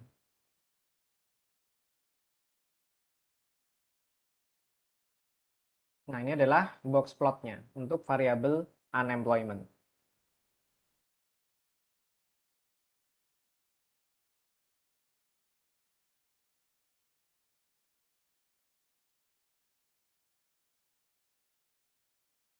Oke. Lalu selanjutnya yang terakhir, kita ingin membuat line plot. Data yang kita pakai, makro data di sini kan data time series ya. Tadi datanya adalah triwulanan atau kuartalan. Line plot ini kan sumbu horizontalnya Kalau datanya time series itu adalah waktunya ya. Berarti di sini kuartalnya atau triwulannya. Lalu kita ingin sumbu vertikalnya itu untuk menggambarkan GDP real GDP-nya.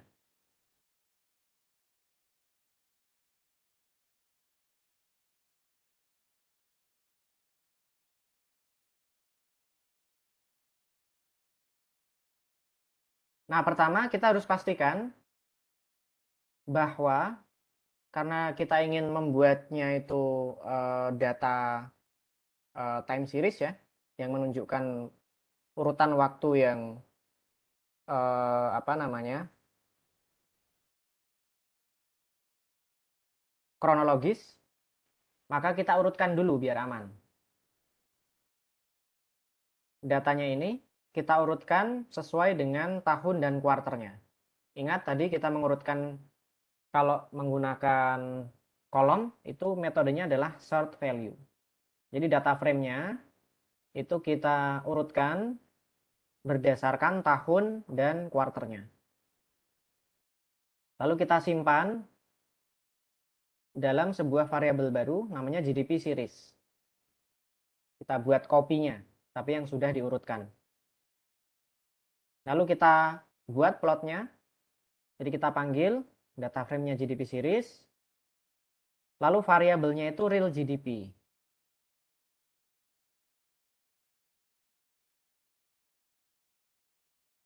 Yang ingin kita plot.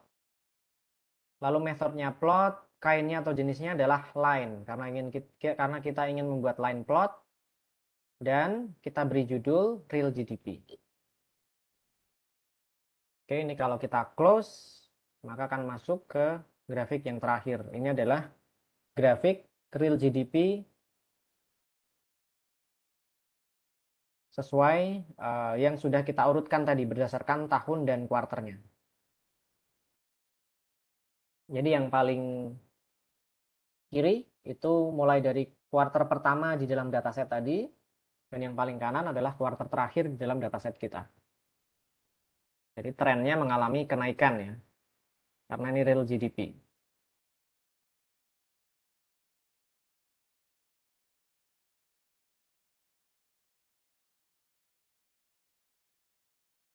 Oke.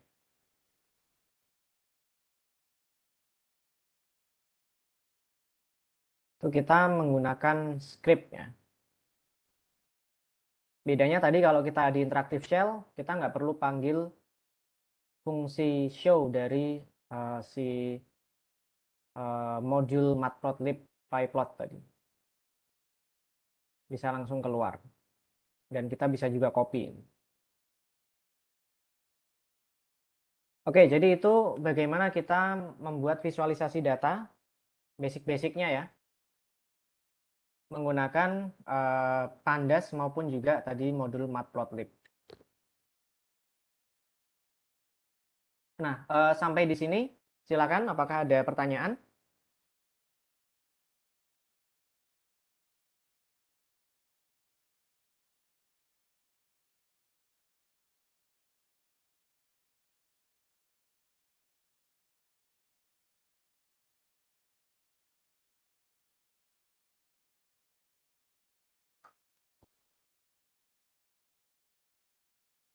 Oke, jika tidak ada pertanyaan, seperti biasa, kita ada tugas. Di sini tugasnya adalah silakan menggunakan dataset dari file yaitu tips.csv. Coba kita lihat dulu. Nah ini ada total bill, tip, smoker, day, time, size. Jadi ceritanya dataset ini berisi catatan tip yang diberikan oleh pelanggan suatu restoran. Jadi ngetip ya, pelanggannya itu ngetip si pegawai restorannya. Dan informasi-informasi lainnya. Yaitu total tagihannya. Jadi sebetulnya si mereka itu um, makannya habis berapa ya. Lalu nilai tipnya, apakah yang makan ini perokok atau tidak, harinya itu ada Sunday, Saturday, dan seterusnya. Waktu makannya apakah dinner, lunch, atau yang lain. Lalu size ini adalah jumlah rombongannya itu, berapa orang isinya. Jadi silakan buat script Python. Pertama untuk mengimpor dataset CSV ini menjadi data frame. Lalu membuat variabel baru namanya tip per bill. Yang dia berupa rasio atau pembagian tip terhadap total bill. Kemudian cari rata-rata, median, dan deviasi standar. Tadi menggunakan metode-metode statistik deskriptif ya. Nah, kemudian carilah rata-rata nilai tip dan tip per bill, tapi spesifik untuk waktu dinner versus untuk waktu lunch. Dan antara kelompok smoker versus kelompok non-smoker. Dan dilihat mana yang lebih tinggi rata-rata tipnya.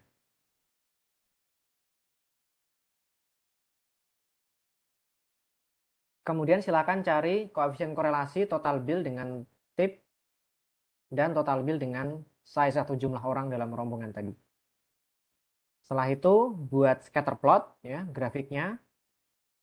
Dan terakhir silahkan membuat data frame baru berisi masing-masing subset dari dataset utama untuk day yang berbeda-beda. Jadi di sini kan harinya ada Sunday, Saturday, dan seterusnya. Ini dipecah datanya. Tadi kita sudah belajar bagaimana menyeleksi dataset hanya untuk dengan menggunakan syarat-syarat tertentu. Nah itu silakan gunakan itu. Dan masing-masing yang setelah dipecah ini silakan diekspor ke format Excel. Sesuai dengan harinya ya. Jadi ada ini Thursday, Friday, Saturday, Sunday. Jadi 4 file Excel ekspornya. Baik, terkait tugas, apakah ada pertanyaan?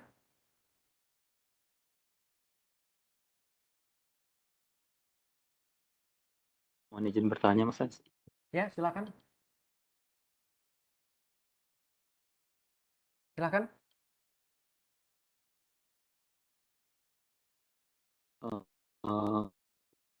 Terima kasih. Mohon maaf, suaranya agak putus-putus. Coba ini saya stop share Nah, aja. selama ini yang kita kumpulkan itu kan kita nggak tahu apakah sejauh mana itu benar apa enggak ya, atau bahkan ada yang kurang pas gitu. Takutnya bisa nggak dari Mas Esa atau Lab IE-nya memberikan jawaban atas tugas-tugas yang sebelum-sebelumnya itu? Termasuk yang sekarang, yang Oke. benarnya gimana? Atau kuncinya gitu loh. Ya. Nah, Boleh nanti selama ini kan email ke saya ya. ah, Nanti coba saya share yang benar seperti apa. oke. Terus yang kedua Mas Esa, ini mungkin sedikit Ya, out of topic ya. Saya pernah mendengar Python itu bisa digunakan juga untuk web scraping ya. ya betul sekali. Nah, se saya ingin bisa nggak Mas Esa mungkin menyampaikan secara Mohon maaf, agak terputus suaranya.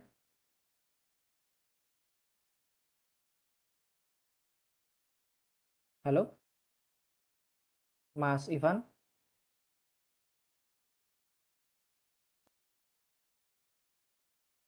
Halo?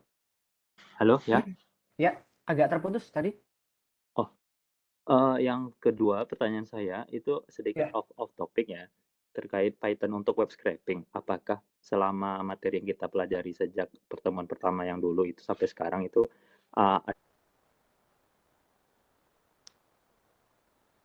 Terputus lagi. Tapi mungkin saya nangkep ya. Python betul bisa bukan hanya web scraping ya. Python itu sebenarnya kegunaannya banyak sekali. Di kalangan data analis, salah satunya itu sering digunakan untuk web scraping.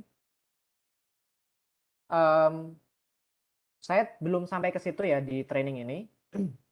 Kalau tertarik, sepertinya kalau nggak salah Lab IE itu pernah menyelenggarakan satu sesi khusus dengan pembicara yang memang ahli web scraping. Saya pribadi itu nggak ahli web scraping. Silakan dicari di YouTube-nya itu saya kira ada YouTube Economics ya, Departemen Ekonomi. Dilihat di YouTube, belum lama ini kalau nggak salah. Itu tentang web scraping. Dan kalau nggak salah alatnya Python juga. Nah, untuk melakukan web scraping itu memang perlu tambahan pengetahuan ya. Modul-modulnya yang dipakai itu juga modul-modul yang lain. Tapi beberapa ilmu yang sudah kita pelajari itu juga bisa terpakai nanti. Karena ilmunya yang saya pelajari, apalagi 2 pertemuan pertama ini, itu basic ya. Jadi konsep-konsep variabel, looping, itu kan dasarnya Python. Nah, memang Python itu untuk bisa melakukan sesuatu yang lain, itu butuh penguasaan modul-modul khusus. Tadi ini saya contohkan kan sedikit-sedikit saja ya. Kalau manipulasi Excel itu dengan OpenPyXL, olah data itu dengan Pandas tadi. Kalau visualisasi data dengan Matplotlib. Nah, nanti untuk web scraping ada modulnya sendiri juga untuk mengakses web itu dan kita bisa menarik data dari situ. Dan kadang web itu kan strukturnya beda-beda ya. Ada yang strukturnya itu mudah kita ekstrak begitu, ada yang lebih sulit. Nah, itu tantangannya nanti lain-lain. Misalnya kita punya sebuah web yang memang sudah tabel gitu isinya, itu bisa gampang diambilnya. Tapi misalkan strukturnya lebih rumit, saya kira juga lebih rumit juga. Nah, ini saya disclaimer bahwa saya memang tidak ahli dalam web scraping. Coba nanti dicek deh. Saya kira yang sesi itu cukup lengkap kalau nggak salah. Dicek di YouTube-nya Lab IE. Mungkin bisa di-share teman-teman Lab IE linknya untuk channel kita. Atau mungkin di-search juga bisa ya. Economics FEB UGM di YouTube. Itu sudah pernah ada. Nah, jadi sekali lagi memang belum saya sampaikan untuk web scraping, tapi dasarnya karena memang yang saya sampaikan, terutama 2 pertemuan pertama, plus dictionary itu ya, itu resep dasarnya kalau kita ingin belajar Python. Jadi tentu saja kepake. Cuman perlu penguasaan modul yang khusus untuk web scraping. Begitu, semoga menjawab ya Mas Ivan. Terima kasih Mas Esa. Ya, sama-sama.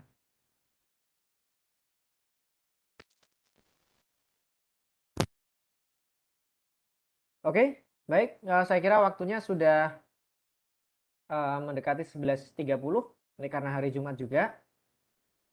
Saya ucapkan terima kasih kepada teman-teman yang sudah mengikuti sesi training Python sejauh ini.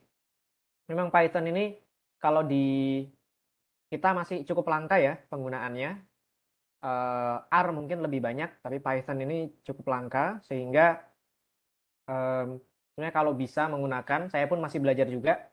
Ini akan menjadi suatu benefit yang sangat luar biasa. Apalagi tadi salah satunya contohnya Mas Ivan tadi data web scraping ya.